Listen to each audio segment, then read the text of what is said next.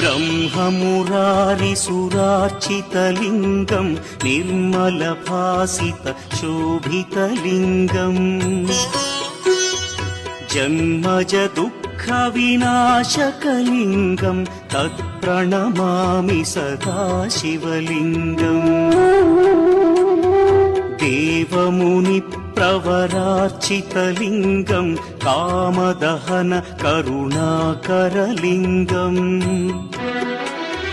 रावणदर्पविनाशकलिङ्गं तत्प्रणमामि सदा शिवलिङ्गम्